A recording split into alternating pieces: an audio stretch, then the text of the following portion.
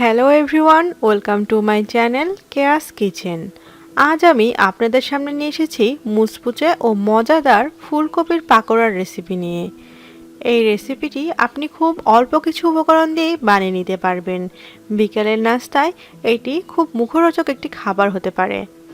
তার আগে বলে রাখি, আমার চ্যানেলে যারা নতুন তারা অবশ্যই চ্যানেলটি সাবস্ক্রাইব করবেন এবং পাশে থাকা বেল আইকনটি ক্লিক করবেন। আর যারা আগে থেকে করে রেখেছেন তাদেরকে অসংখ্য ধন্যবাদ।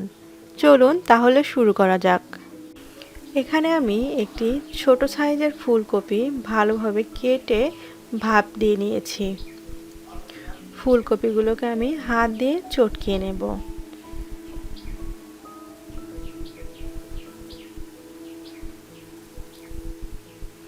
এখন আমি আগে থেকে একটি বড় সাইজের আলু সিদ্ধ করে ম্যাশ করে নিয়েছিলাম, এটা এর মধ্যে দিয়ে দিচ্ছি। তারপরে আমি দিয়ে দিব মসুরের ডাল। ডালটাকে আমি আগে থেকে ভিজিয়ে পাটায় বেটে নিয়েছি। আপনারা ইচ্ছে করলে ব্লেন্ডারে ব্লেন্ড করেও নিতে পারেন।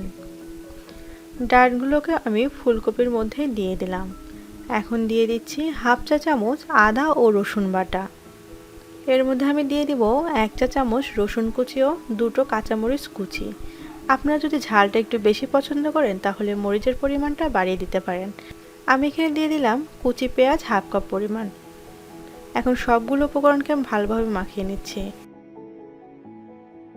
এর মধ্যে দিয়ে দিচ্ছি হাফ চা চামচ হলুদের গুঁড়া ও পরিমাণ মতো লবণ। দিয়ে দিলাম 2 চা চামচ চাউলের গুঁড়া। আপনারা অবশ্যই চাউলের গুঁড়াটা ব্যবহার করতে চেষ্টা করবেন, কারণ চাউলের গুঁড়া ব্যবহার করলে পাকোড়াটা অনেক মুচমুচে হয়। চুলায় আমি একটি ফ্রাইং প্যান বসিয়ে নিয়েছি, তাতে দিয়ে দিচ্ছি তেল। তেলটা আমি মাঝারি আঁচে গরম করে নিব। চুলার আঁচটা অবশ্যই মাঝারি রাখবেন। হাই হিটে যদি আপনি তেলটা গরম করেন তাহলে পাকোড়াটা পুড়ে যেতে পারে। এখন আমি পাকোড়াগুলোকে ছোট ছোট শেপ করে তেলের মধ্যে দিয়ে দিলাম।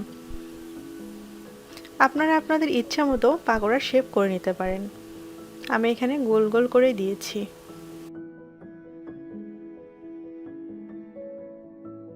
পাকোড়ার একটা পাশটা আমার ভাজা হয়ে গিয়েছে, আমি এখন উল্টিয়ে অন্য পাশটা ভেজে নিচ্ছি।